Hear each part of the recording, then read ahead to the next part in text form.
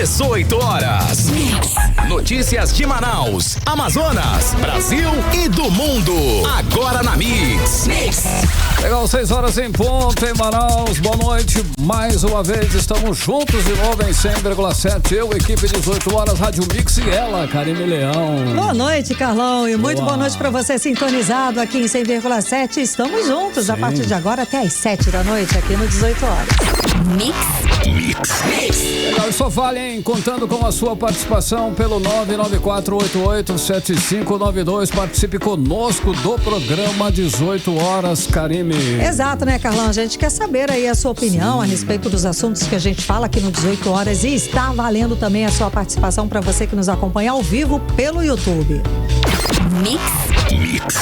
Vamos aos destaques do programa 18 horas de hoje. A Polícia Civil concluiu o inquérito sobre a morte da ex-sinhazinha do boi garantido, Dídia Cardoso. Seca severa, Rio Negro segue estável pelo 5º dia seguido. O Ministério Público Federal lança campanha sobre o assédio eleitoral.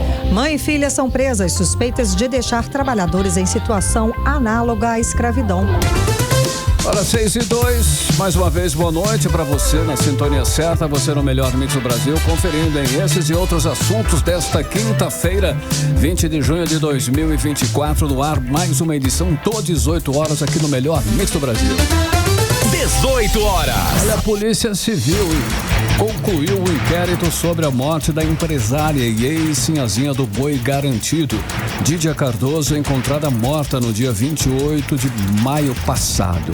A mãe e o irmão vão ser indiciados por tortura com resultado de morte, tráfico de drogas e outros 12 crimes. Um caso que envolve drogas, tráfico, seita religiosa e uma família totalmente desestruturada. Carlão, chocou todo mundo. Um caso que chocou a todos, né? E não são só eles que vão ser indiciados, não. A Polícia Civil deve indiciar no total 11 pessoas envolvidas, direta e indiretamente nesse caso que chocou o Brasil. Hoje o delegado Cícero Torres, ele concedeu a coletiva à imprensa sobre a conclusão do inquérito. A repórter Nathalie Moraes acompanhou a coletiva e traz os detalhes aqui pra gente agora, conversando ao vivo para o 18 horas. Boa noite, Nathalie. Então, mãe e o irmão de Dídia vão continuar presos? Aliás, eles continuam presos, não é isso? Boa noite, Karine. Boa noite, Carlão. Boa noite, ouvintes do programa 18 horas. Eles continuam presos e sim, Karine, né? Tem 9 pessoas presas envolvidas nesse caso, né? 11 pessoas foram indiciadas, mas 11 delas, 9, né, seguem presas, seguem no centro de detenção provisório, mas 2 delas passaram, né, a cumprir medidas cautelares estabelecidas pela Justiça do Amazonas. Elas fazem uso de tornozeleira eletrônica, né, e cumprem aí a prisão domiciliar. Mas desde a morte da ex-sinhazinha da fazenda, da Dídia Cardoso, né, desde lá do último dia 28 de maio, muitas revelações foram feitas, né, trazendo aí como você disse, Karine, trazendo, né, revelações assustadoras, não só pra gente aqui em Manaus, mas pro Brasil e pro mundo, né, já que esse caso ganhou até uma repercussão internacional. O corpo da Dídia, né, quando ela foi encontrada no dia 28 de maio, ela estava muito magra e aquilo ali, né, toda aquela situação já eram sinais bem evidentes de que aquela mulher, de que aquela jovem não estavam bem. E aí, com o desenrolar das investigações, a mãe e o irmão de Dídia passaram a ser suspeitos da morte da ex-sinhazinha. Foi então que a polícia descobriu uma seita religiosa comandada pelos dois. O Ademar acreditava ser Jesus Cristo e já a Cleusimar, a mãe da Dídia, seria Maria e a própria Dídia seria Maria Madalena. A família, ela seguia os mandamentos ali do livro Cartas de Cristo.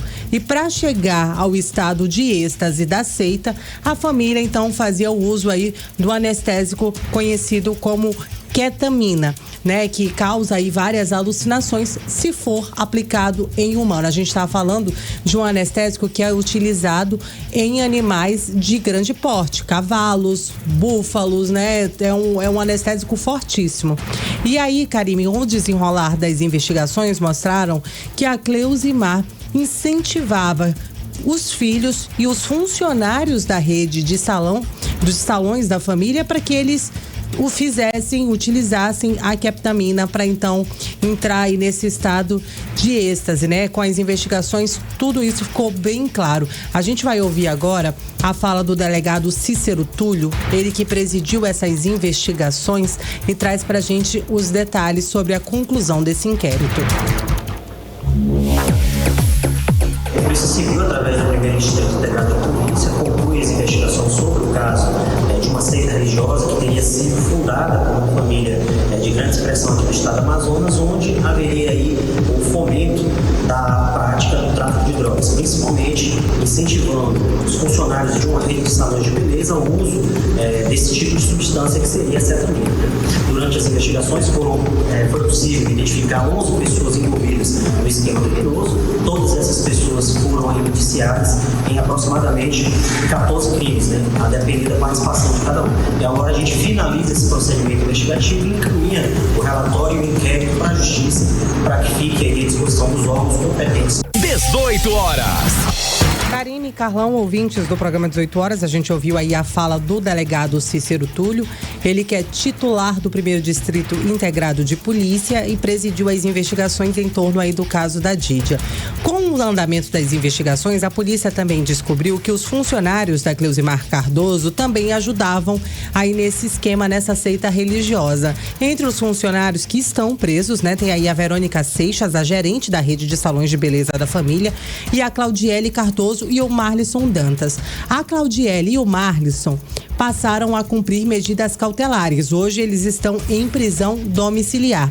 E aí nas redes sociais, Karine e Carlão, eles deixavam bem claro, né, que eles faziam parte, inclusive, desse grupo religioso que eles chamavam aí de Pai, Mãe, Vida, né? Inclusive ali na biografia das redes sociais dessas pessoas sempre tem essa frase, essa descrição, né? Mas foram quase 2 meses de investigações. A gente fala, 2 meses, como assim? Você não tem nem, ainda vai fazer completar um mês da morte da Dídia, porque a polícia já estava investigando antes da morte da Sinhazinha, da ex-Sinhazinha. Exatamente. E aí, né, depois de tudo isso, depois da morte da Dídia, veio então a segunda fase da Operação Mandágora, e aí outros nomes apareceram, outros nomes foram revelados, como o Bruno Roberto, que é o ex-noivo da Dídia, e também o Atos Silveira, que seria o coach ali da família Cardoso. Para a polícia, o Bruno Roberto, ele mentiu no depoimento, já que na delegacia inicialmente ele disse que não estava com a Dídia na noite do falecimento. Mas depois disso, vários vídeos comprovaram que seria mentira esse depoimento, e ele também tinha participação aí no grupo religioso. Já o Atos Silveira, pelas investigações da Polícia Civil do Amazonas, ele foi apontado como a pessoa responsável por apresentar a ketamina e também outras substâncias ilícitas, como, né, o Potenai, que também é um anabolizante de uso veterinário. Ele também aplicava o Potenai nessas pessoas da família Cardoso. A Cleusimar e o Ademar ainda foram denunciados pela família, Karine e Carlão, pela morte da avó da Dídia, né? A dona Maria Venina, de 83 anos, que faleceu em junho do ano passado em Parintins. O Bruno Roberto também, ele teria uma certa participação, segundo as investigações da Polícia Civil, já que ele seria a pessoa que aplicou o anabolizante que acabou tirando a vida dessa senhora. Agora, o que chamou a atenção durante a fala do delegado, né, que no decorrer do inquérito policial, Karine, o Ademar e a Cleusimar, eles também devem responder por tortura, já que a família já tinha denunciado essa situação da Dídia. A Dídia já estava em condições, né, ela já estava praticamente vivendo em estágio vegetativo, ela já usava fralda, ela já não levantava mais da cama, e a família induzia ela a utilizar a ketamina, e por isso eles devem responder também pelo crime de tortura, como explica o delegado.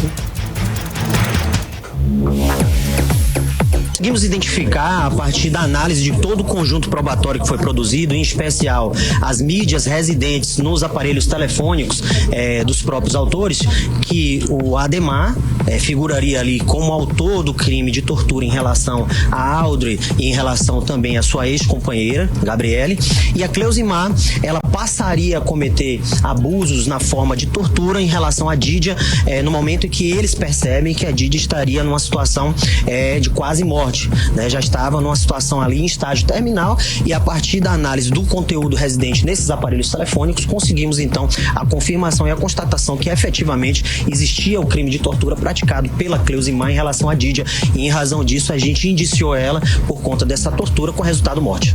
18 horas. São revelações assustadoras, né, Karime? Cada detalhe desse caso a gente não sabe o que choca mais, não é, Nathalie? E aí, para encerrar, Karime, né, as investigações também mostraram que a cetamina, né, a ketamina, ela era fornecida para a família através do veterinário José Máximo, o dono da clínica veterinária Maxivet, na Redenção, na Zona Oeste de Manaus. Era através dele, em contato com a Verônica Seixas, né, a gerente da rede de salões, que a droga entrava em grandes quantidades dentro dos salões e dentro da casa da família Cardoso. Só para você ter uma ideia da quantidade de entorpecentes que eles consumiam, a polícia descobriu no decorrer do inquérito policial que José Máximo comprou mais de 10 mil frascos de ketamina nos últimos 12 meses. É uma quantidade realmente bastante assustadora, né? E aí, depois de tudo isso, de todas essas investigações, a polícia descobriu que a Dídia morreu por depressão cardiorrespiratória em razão das torturas praticadas pelo uso excessivo da ketamina, pelo uso excessivo desses entorpecentes. Agora, esse caso foi encaminhado para a Justiça do Amazonas e eles devem, né, permanecer, é claro, à disposição, e a gente vai continuar acompanhando porque com certeza vai ter mais desdobramentos em torno disso. Karime e Carlão. Obrigada pelas informações, Nathalie Moraes. Ok, Nathalie, agora 6h12, você no melhor mix do Brasil. 18 horas. Bem, pelo quinto dia consecutivo, o nível do Rio Negro não sobe nem desce, se mantém estável em 26 metros e 85 centímetros acima do nível do mar. Carlão, no mesmo dia do ano passado, a cota estava em 28 metros e 26 centímetros, ou seja, o nível está a 1 metro e 41 centímetros abaixo de quando o Amazonas enfrentou a pior seca já registrada na história. Karime, e todos os dados e previsões indicam que neste ano a situação não será diferente. Deveremos ter mais uma seca severa com grandes possibilidades do recorde do ano passado ser inclusive superado, né? Ser batido, Karime. É expectativa, estamos falando até desde o ano passado essa expectativa. Segundo a reportagem do site do 18 Horas, o ambientalista Carlos Durdigan, ele afirma que os efeitos cada vez mais intensos do aquecimento global nas últimas décadas está fazendo com que a população passe por períodos extremos. Segundo o ambientalista, o aquecimento global é o responsável pelas grandes transformações nos ciclos de chuvas e, consequentemente, nos regimes hidrológicos dos rios da Amazônia. Olha, para se ter uma ideia aí, pessoal, somente neste período curto inicial da década de 20, já tivemos a maior cheia em 2021 e a maior seca em 2023. A seca de 2023 teve o seu agravamento relacionado também a um período sob efeito El Niño, um fenômeno relacionado à seca mais intensa sobre a região. Os extremos estão ficando mais intensos, mais severos. Ao inverno mais frio, os verões mais secos e mais quentes também.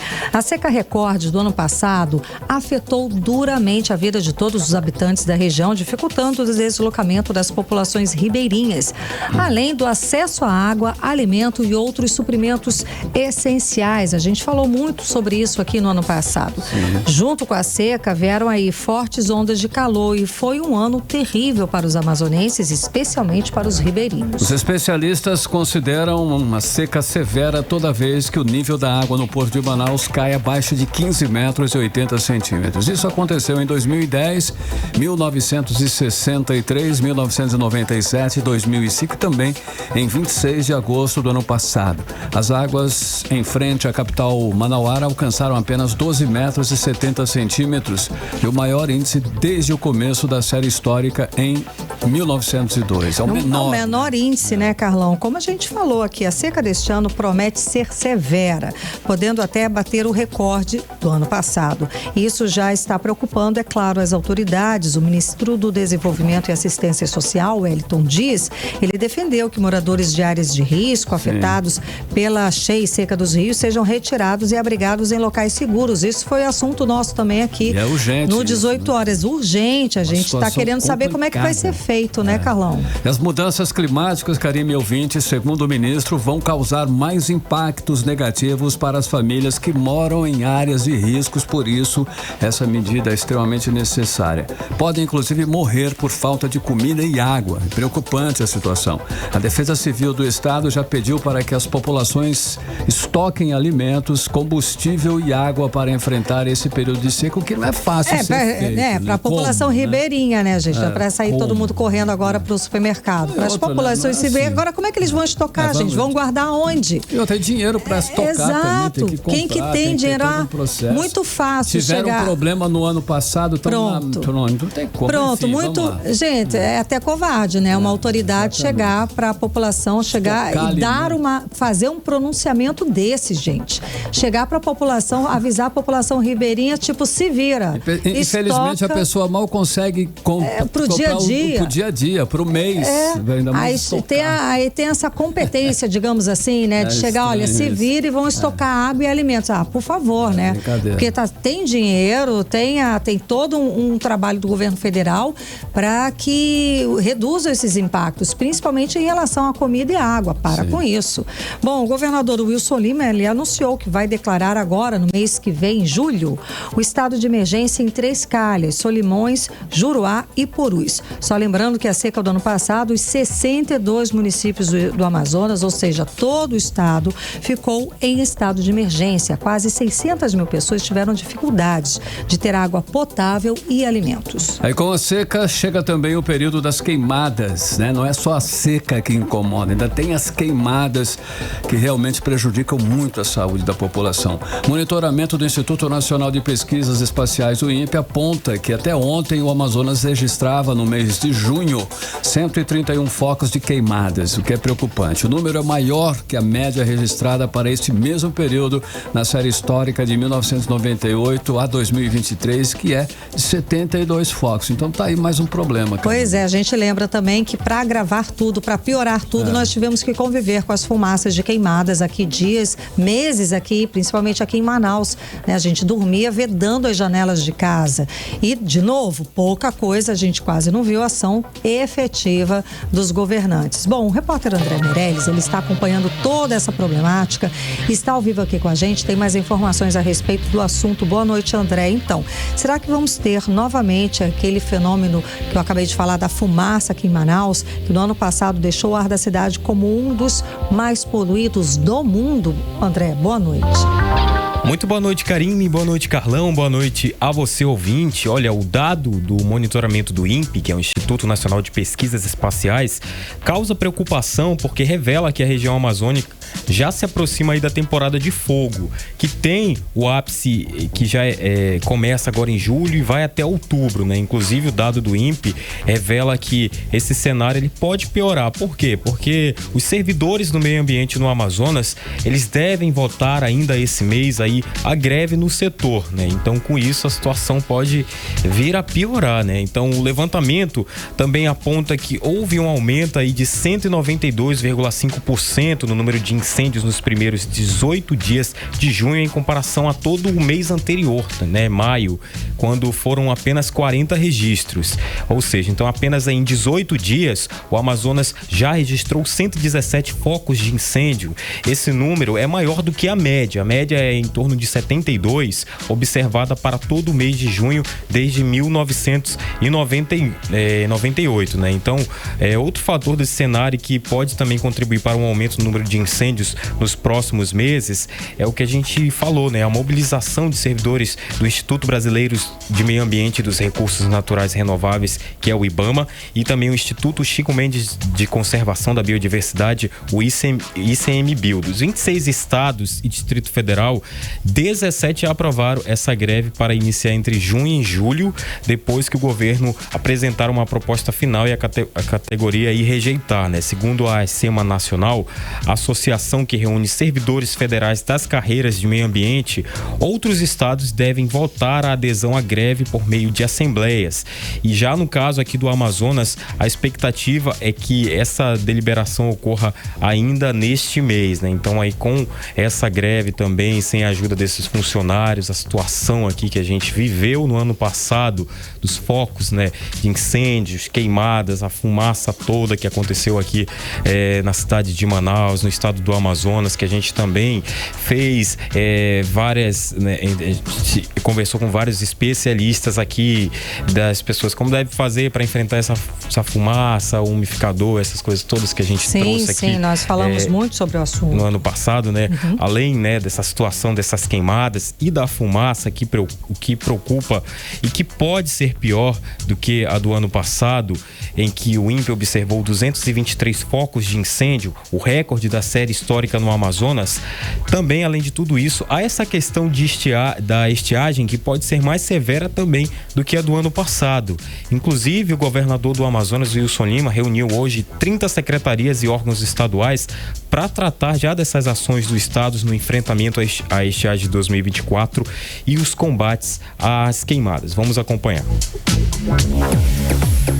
Esse ano, infelizmente, nós vamos ter uma situação bem mais complicada que a do ano passado, e esse ano a estiagem ela vai se antecipar. Ano passado, os períodos mais difíceis e mais críticos foram nos meses de agosto e setembro, e esse ano serão nos meses de julho e de agosto. Inclusive, hoje nós reunimos para já estudar a possibilidade de decretar a situação de emergência em 3 calhas de rio a partir do início agora de julho. Alto Solimões, que já está numa situação bem complicada, no Juruá e também no Purus. E a gente já começa a implementar algumas ações desde o início do ano, que a gente vem comunicando com empresas, com instituições, com órgãos públicos, daqueles que são responsáveis por serviços essenciais, para que se preparem. 18 horas.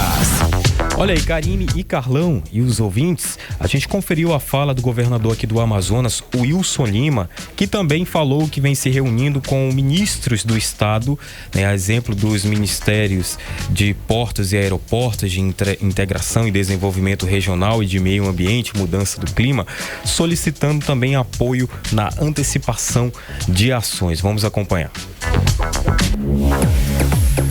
Eu tive ontem participando de uma reunião importante com o ministro Silvio Costa, que já assinou o edital para publicação da contratação do serviço de dragagem ali para os rios Solimões e Amazonas. São 5 pontos, né, em que haverá esse serviço de dragagem, conversando com o nosso comitê para que a gente diminua o máximo possível esse impacto da estiagem. 18 horas. Karine, Carlão e ouvintes, a gente conferiu a fala do governador do Amazonas, Wilson Lima, olha, né, que a gente inclusive já até adiantou, né, essas reuniões lá em Brasília, a gente foi assunto aqui com o Carlos Eduardo Matos essa semana, sem dúvida. É que o governo federal vai ajudar na estiagem, né? Isso porque ontem foi assinada a publicação de editais para a contratação das dragagens de trechos dos rios o Amazonas e Solimões, e vão ser investidos aí 505 milhões, isso de reais, em obras para recuperar a capacidade de navegação dos rios, essencial no transporte de pessoas e também no escoamento de mercadorias. Karine, Carlão. Obrigada pelas informações, André Meirelles. Valeu, André. Agora 6h24, você no melhor mix do Brasil. 18 horas. Olha, um termo que ficou conhecido nas eleições passadas foi assédio eleitoral. Assédio eleitoral. É, porque vem dessa palavra aí, né? Vem desse termo, né? Exato, vem desse termo, aí foi criado aí esse assédio eleitoral. Então tá aí, o assédio eleitoral, o assunto ainda é inclusive novo, e por isso o Ministério Público Federal lançou uma campanha que pretende combater o assédio eleitoral e assegurar a liberdade de voto nas eleições de 2024. Exatamente, Carlão. A ação vai chegar aí nas redes sociais e veículos de comunicação justamente para evitar essa coação e garantir a livre escolha durante as eleições deste ano. A repórter Odinera hoje explica mais pra gente a respeito dessa campanha. O assédio assédio eleitoral acontece quando uma pessoa utiliza de sua posição de autoridade para tentar coagir outras a votarem em determinado candidato ou partido, seja por meio de promessas e benefícios, seja por meio de constrangimentos, intimidações, violências físicas ou psicológicas, ou mesmo por meio de condutas que impeçam o livre exercício do direito ao voto. Humilhar pessoas por suas escolhas políticas, por exemplo, ou impedir que funcionários exerçam seu direito ao voto, alterando jornadas de trabalho ou recolhendo documentos, são algumas das condutas que configuram o assédio eleitoral.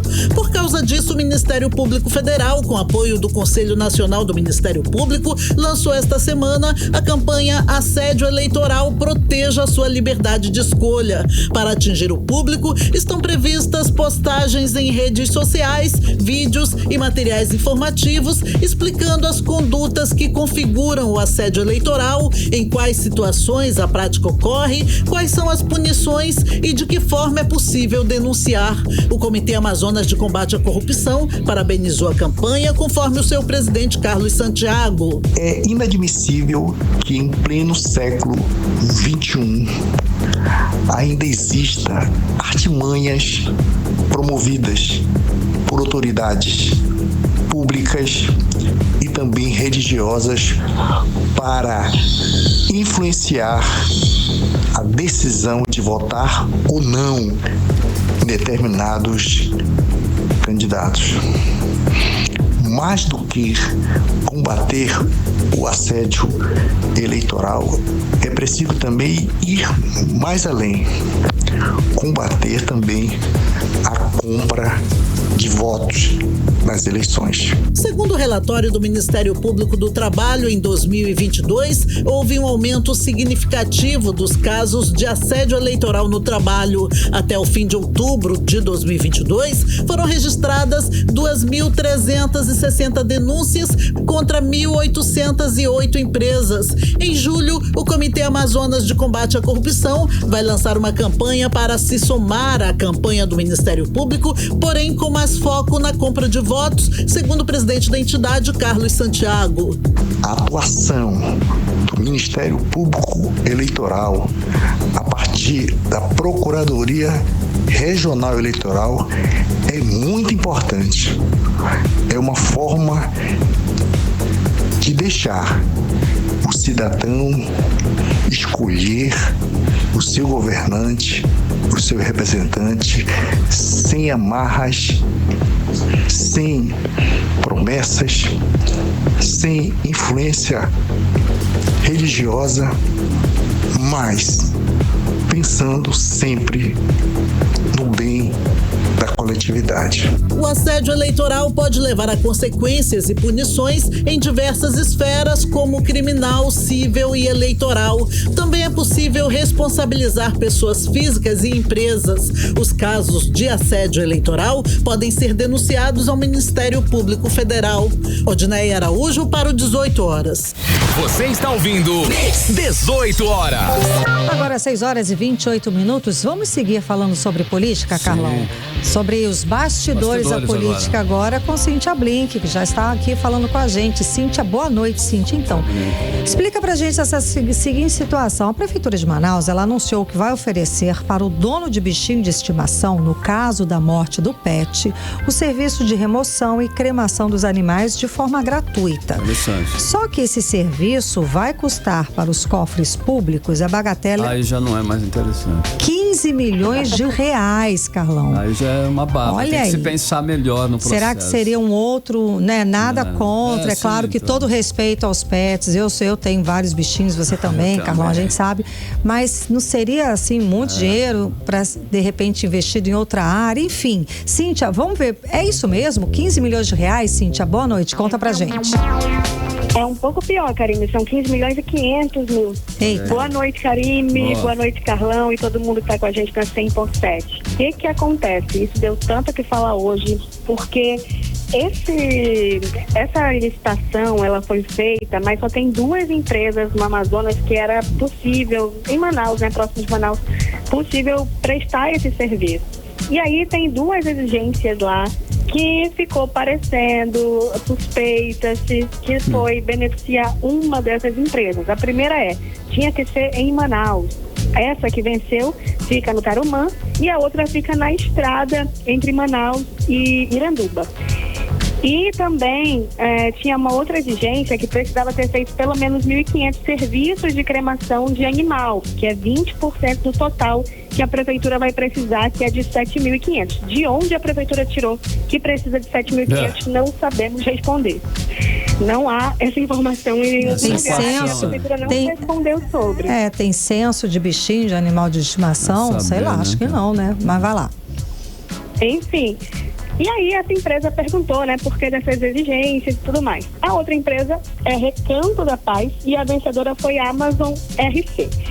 A Amazon RC era uma licitação por menor preço. A Amazon não foi o menor preço, ela foi 15 milhões e 500 arredondando, né? Teve um quebradinho a mais que isso. E a Recanto da Paz estava cobrando 10 milhões e 500. E aí o que acontece? Essa história toda foi parar nas redes sociais, Portal Radar Amazônico quem publicou. Depois veio mais informação sobre isso. E aí políticos foram às redes sociais reclamar e também no próprio parlamento. O vereador Marcelo Serafim falou que o prefeito Davi Almeida quer tacar fogo em tudo, falou que era melhor priorizar as castrações e não a cremação dos animais. Concordo. Enfim, o assunto rendeu bastante, mas no fim é isso mesmo. São 7.500 castrações, cada uma por R$2.075, o que no fim dá 15 milhões e 500. São 7.500 castrações, cremações, né? Cremações. Cada uma por R$2.075. Entendi. Caro. Eita. O que dá essa soma aí de 15 e 500. Eu dei uma procurada para saber qual que é a média do valor, e aí é algo entre 600 e 1.500. A do Recanto estava cobrando 1.400 por procedimento, né? Enfim, por cremação. E aí é esse o assunto. A gente não sabe se a prefeitura vai se posicionar, se ela vai trazer alguma informação sobre. Agora, as informações que tinham só do anúncio disso sumiram, viu? Não estão mais em nenhum espaço da Prefeitura de Manaus, nem no site, nem nas redes sociais, nenhum lugar assim. Então não vai acontecer. Não houve também nenhuma nota. Ou então eles estão reavaliando, porque já teve licitação.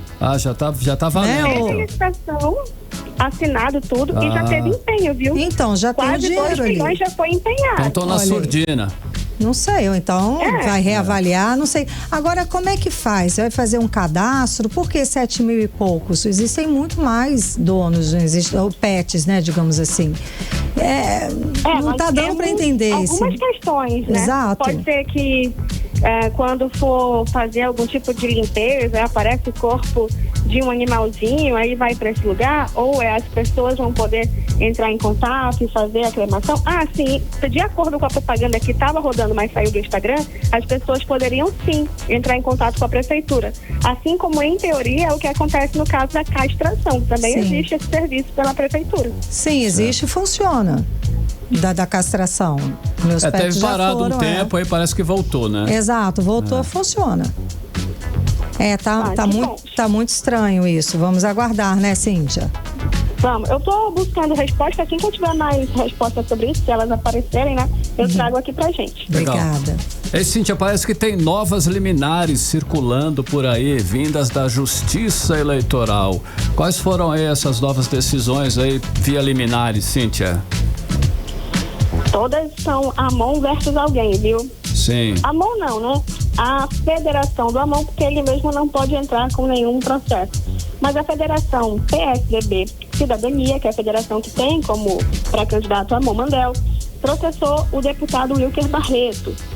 Ainda naquela situação parecida com o Marcelo Ramos, que a gente viu acontecer, o Wilker fez alguns vídeos rebatendo aí a Amon Mandel, falou sobre aquela questão do preço da passagem de ônibus, que a Amon Mandel respondeu errado em uma entrevista. Ele fez 6 vídeos que o Amon ou a Federação do AMON entendeu que não deveriam ser publicados porque estava incentivando as pessoas a não votarem no AMON, o que também não pode, além de dizer vote em mim, não pode dizer não vote no outro, e também estava impulsionada.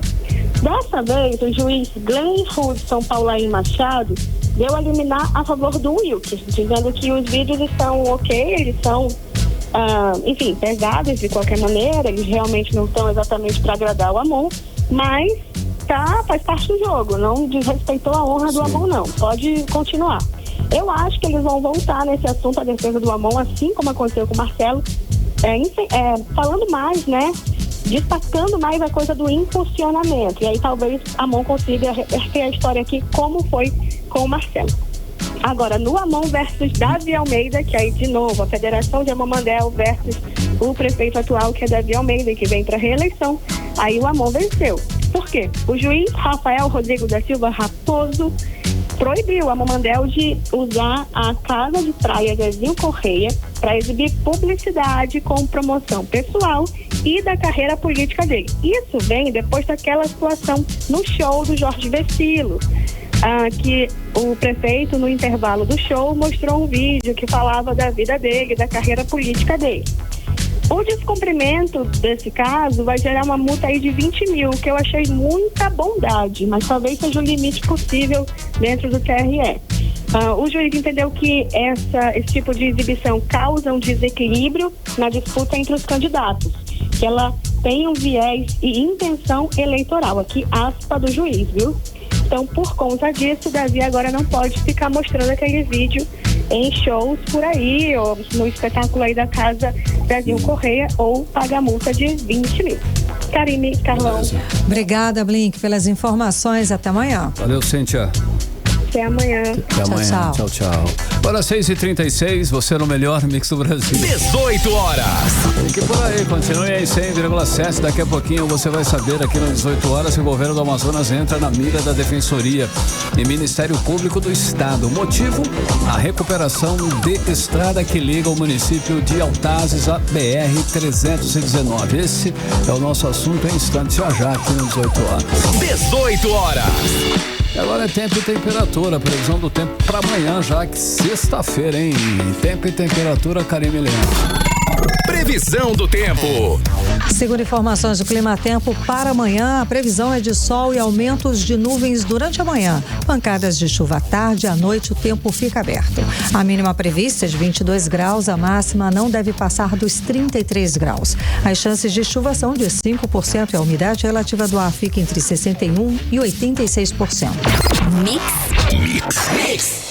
Agora são 6h37 em Manaus e olha essa, hein? 2 mulheres, mãe e filha, foram presas suspeitas de deixar trabalhadores em situação análoga à escravidão num sítio em Presidente Figueiredo, que é a região metropolitana de Manaus. As prisões aconteceram durante a Operação Virtude, Karine. Carlão, e segundo as investigações, foi feito um empréstimo e transferência bancária da conta de um dos trabalhadores para a conta da filha da mulher, no valor de R$16 mil, como explica o repórter André Meirelles.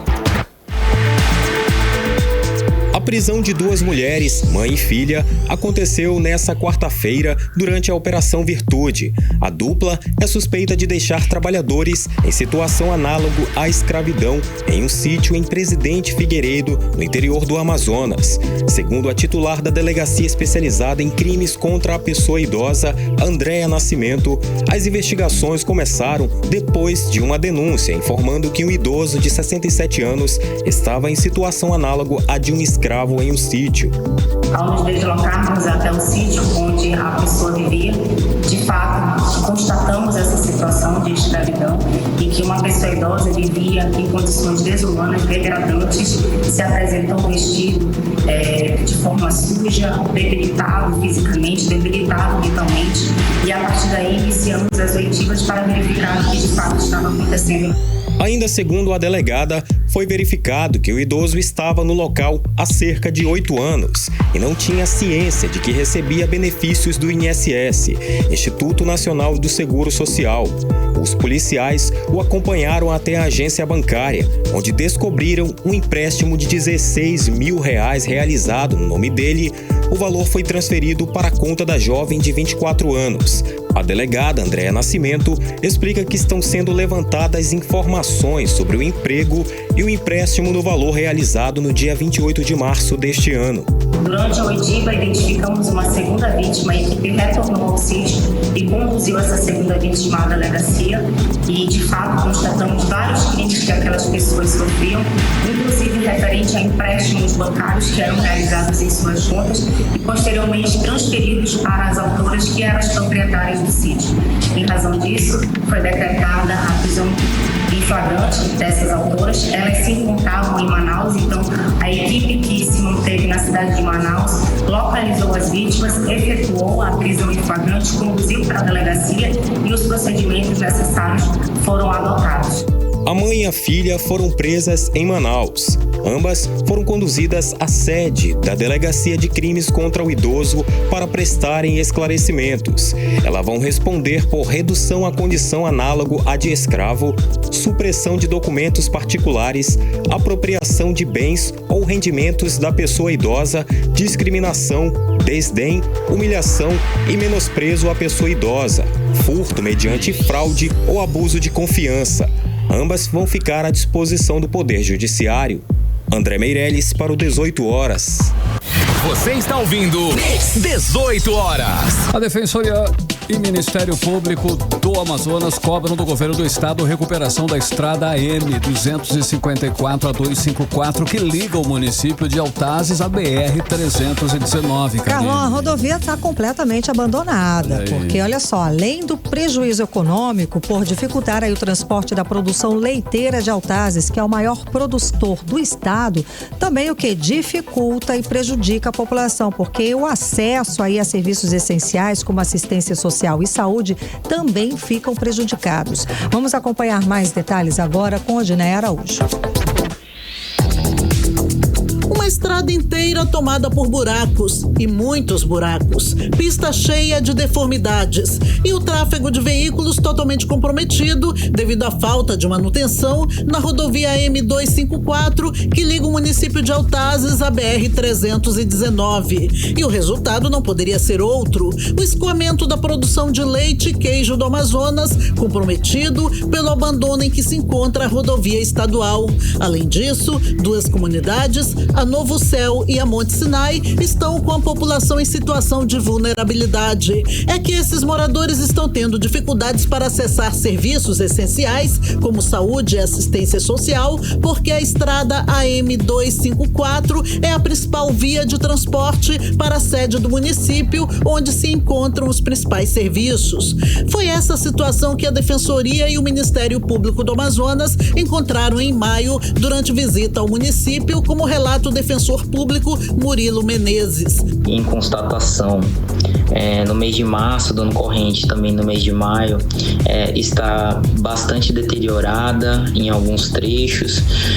Foi verificado no local buracos inclusive que tomam os dois lados das vias, né? Buracos grandes, também locais em que não há mais asfalto, que a via já está tomada somente por barro, alguns trechos, e portanto constatado que não havia ali uma manutenção regular. Ainda conforme o defensor público Murilo Menezes, a ausência de manutenção na rodovia causa riscos de danos materiais e até mesmo integridade física da população de Altazes. Sabe-se que essa situação ela pode ocasionar acidentes, né? Danos materiais, também risco à integridade física das pessoas que se utilizam da rodovia. Em razão disso, a Defensoria Pública decidiu por expedir a recomendação de manutenção da rodovia. Os próximos passos relativamente a essa apuração será aguardar o retorno, a resposta da Secretaria de Infraestrutura acerca do projeto solicitado, e havendo uma resposta positiva, nós iremos acompanhar a implementação da manutenção daquela rodovia. Havendo aí talvez uma resposta negativa, até o que não se espera, né? Nós vamos avaliar as medidas, inclusive judiciais, pertinentes para o caso. A Secretaria de Infraestrutura do Amazonas terá que apresentar um cronograma para a solução do problema. A CEINFRA informou, no entanto, que não há contrato vigente ou projeto em elaboração para a manutenção da rodovia, mas que o serviço está inserido nos planos de futuros projetos. Odneia Araújo para o 18 horas. Você está ouvindo 18 horas. 6 horas e 45 minutos. Vamos para Brasília, Carlão? Direto para Brasília, Cadu na área. É isso aí, vamos conversar Cadu com o nosso correspondente, o jornalista Carlos Eduardo Matos. Cadu, bom te ver, Cadu. É sempre bom ter você, a sua presença aqui na tela. Boa noite. E para você que ficou curioso, logo mais acessa no 18horas.com.br que o programa vai estar na íntegra por lá. Boa noite, Cadu, bem-vindo. Então, Cadu, como é que está a questão da legalização dos jogos de azar? Parece que a partir de agora vai liberar geral. Como é que está essa situação? O assunto foi discutido hoje no Senado, não é isso? Vai liberar geral, Karine. Boa noite, minha querida. Boa noite, Carlão. Boa noite, ouvintes do programa 18 horas. Agora a gente fala ao vivo. Eu tô aqui em casa, viu? Boa. Sempre abro as portas da minha casa pra vocês aqui. Hoje é no amor, né? Como diz no filme. Cadê o garotão? Vai aparecer aí hoje ou não? Ismael. Não, o Ismael tá em Manaus aí. Ele tá aí, ele e minha esposa. Valeu. O Carlão e Karime, o PL dos cassinos, o Brasil caminha para a liberação dos jogos de azar, viu? Um fato histórico. Inclusive o jogo do bicho. É importante a gente frisar isso. O jogo do bicho, como a gente sabe, é uma das fontes de financiamento do crime organizado com o dinheiro do jogo do bicho. As facções, as milícias, o crime organizado compram armas, drogas, né, se fortalecem enquanto estrutura de poder paralelo. Tem muita gente falando bem desse PL dos cassinos, mas tem esse outro lado aí que é muito perigoso. Ninguém está falando sobre isso. Porém, tem aquele interesse econômico, né, que está falando muito mais alto no Congresso Nacional. Os empresários, principalmente do setor do turismo, eles estão apoiando essa proposta porque vai se abrir uma nova e uma boa fonte de faturamento, né? O Amazonas vai se dar muito bem nessa história, porque o poder público vai conceder a abertura de novos estabelecimentos de jogos de azar com base na população, no número de habitantes. E aí o Amazonas, assim como o estado do Pará, Rio de Janeiro, Minas Gerais, vai ter direito a 2 casas de jogos. Elas vão poder funcionar dentro de resorts, dentro de hotéis de selva, enfim. Aí quem vai escolher é o empresariado coletivamente.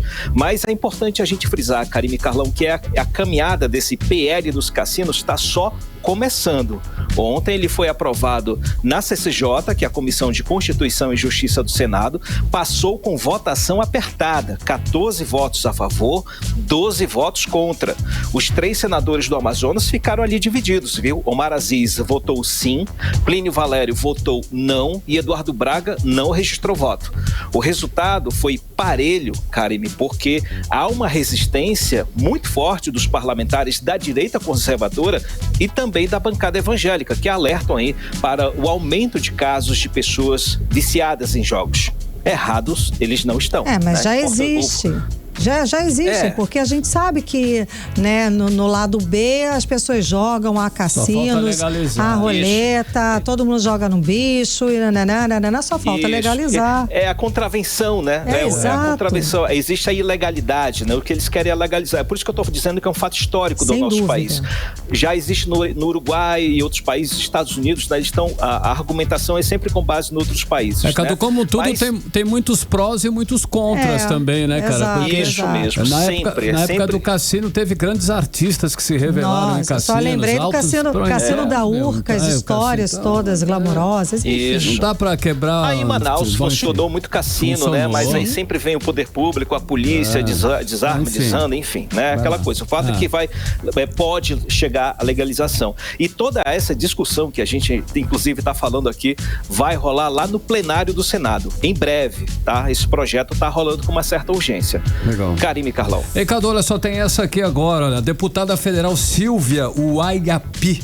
Ela é lá do Amapá, ela teve um mandato cassado porque ela usou parte do dinheiro do fundo eleitoral para fazer harmonização facial. É isso mesmo, Cadu? E por isso aí ela pênalti para, é isso? Pênalti, cartão amarelo. Tá faltando aí pro segundo cartão. Que feio, olha o trocadilho, mas que feio. Mas teve coisas piores. Eu ia falar isso, Karime, mas eu deixei pra vocês falarem, né? Obrigada. Esse trocadilho, se eu falar isso de uma mulher, vai ficar feio demais pra mim. Não, deixa que eu falo. Mas que feio, minha senhora. Como assim?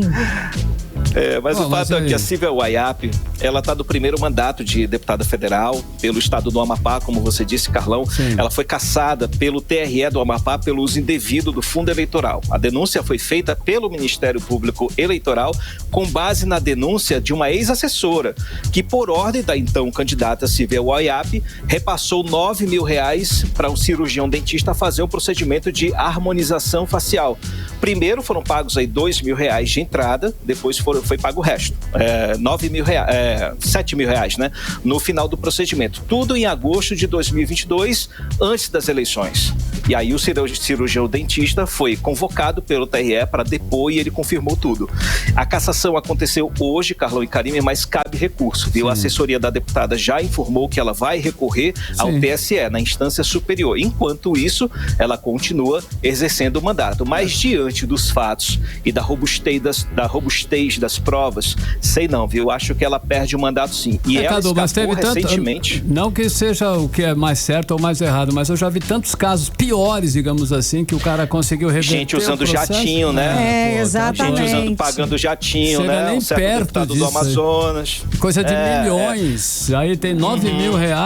Tudo bem, crime é crime, né? Vamos lá. É verdade, aí é que a gente fala, o direito é interpretativo e nossos juízes também, né? Nossos magistrados. Mas a Silvia Uaiapi, ela tá meio que queimada também lá no TSE, porque ela escapou recentemente da cassação. Ela e mais 6 deputados, no caso do 8 de janeiro. Ela foi apontada ali como ter participado ali das manifestações, o nome dela estava ali, foi julgada e se livrou ali. O próprio Alexandre de Moraes que livrou ela. Não sei como é que vai ser agora, né? O Alexandre de Moraes não está mais no TSE, então vamos ver, tomara que as coisas sejam positivas para ela e que pelo menos tenha uma lição, que ela devolva pelo menos o dinheiro, né? Ela tem que devolver esse dinheiro, né? No mínimo, agora, os juros e correção e tal. Agora, Carlão e Karime, mudando completamente o rumo dessa prosa, viu? Ontem, a Câmara dos Deputados aprovou um projeto de lei que é importante para a Zona Franca de Manaus. Eu fiz questão de frisar esse ponto aqui, porque é um PL que institui o programa Brasil Semicondutores. Ele concede incentivos fiscais para as empresas que querem investir na produção nacional de semicondutores. E a Zona Franca de Manaus, ela é o polo de semicondutores do país. Então, essa proposta é do deputado federal Capitão Alberto Neto, e eu trouxe para a gente ouvir uma fala dele explicando a intenção desse projeto. Vamos ouvir o que ele disse. Esse projeto, ele traz um aumento no incentivo de crédito para quem investir em tecnologia nacional. Se nós queremos um país grande, um país de primeiro mundo, nós precisamos desenvolver tecnologia. Quando a gente só compra tecnologia, nós não conseguimos trazer grandes avanços na geração de empregos, na geração de renda, na melhoria do nosso povo. E esse projeto fala justamente sobre isso. É investimento em tecnologia nacional. A prorrogação da lei de informática e a prorrogação dos incentivos do PADIS, que geram milhares de empregos no Amazonas. 18 horas. A gente acompanhou a fala do deputado federal, Capitão Alberto Neto, que é autor do PL, que institui aí o programa Brasil Semicondutores. E aí, muito bom, né, pra gente? Bom, Karime. Esse projeto é muito importante porque ele abre caminho e dá toda a condição possível para que o Amazonas produza tecnologia. E quando se produz tecnologia, se produz conhecimento, forma mão de obra qualificada, pacote completo. Muito bom para o estado do Amazonas. Karime e Carlão. Cadu, traz aí mais um minutinho de rapidinhas do dia.